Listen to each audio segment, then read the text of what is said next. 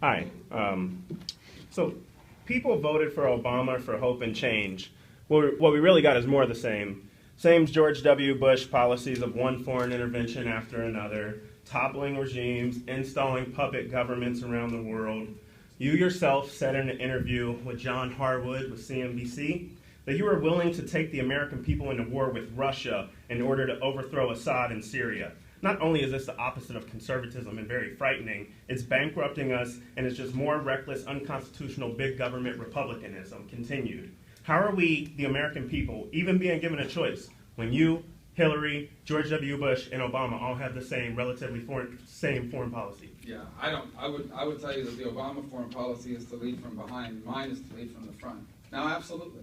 I'll tell you right now, I believe the United States should be engaged globally and responsibly in a way that protects our national security. I do not believe we should be involved in every war in the world.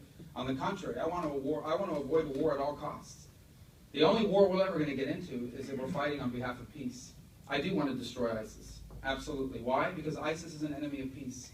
And ISIS is not going to go away on its own. This is an apocalyptic group that wants to trigger an apocalypse, basically a final showdown in the city of Dabiq, where they believe they're going to defeat the West, and the 12th Imam is going to emerge, and he's going to be the messianic figure, and everybody in this room is either going to be a radical Sunni, like they are, or you're going to die. So yes, they have to be defeated, because they're not going to go away on their own. Assad is not just a monster. As long as Assad is there, you're going to have a group like ISIS.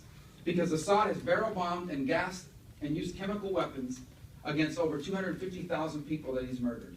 As long as Bashar al-Assad is in power in Syria, there will be an ISIS or ISIS-like group around. He does need to be defeated. I don't want to go to war with Russia.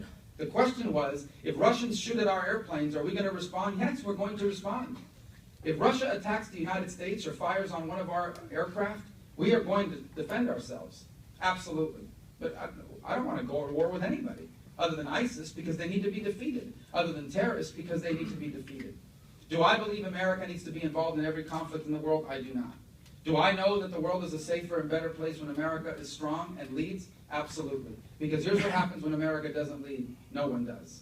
And when no one leads, it leaves a vacuum. And vacuums lead to chaos. And chaos leads to violence and to war.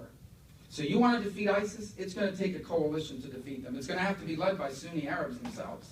The bulk of the ground force to defeat ISIS is going to have to be Sunni Arabs on the ground. That means Jordanians, Egyptians, Saudis, tribes in Syria, tribes in Iraq.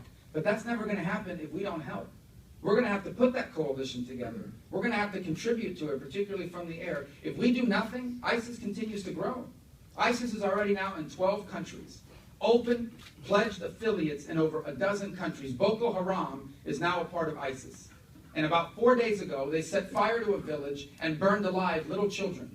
And you may think, some people may say, well, look, it's very sad, but that's not our problem. Yes, it is. So do we go because what's happening now is it's triggering a migratory crisis. Why are we debating whether to allow 10,000 Syrian refugees into the U.S.?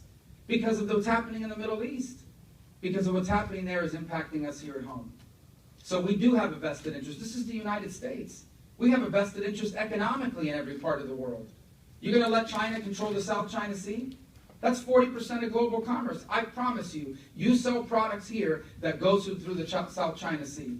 And if the Chinese control it, you're not going to like it.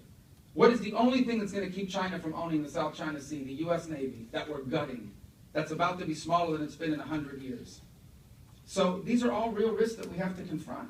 Yes, I want America to lead in the world. If you want someone that wants something different, I'm probably not your choice.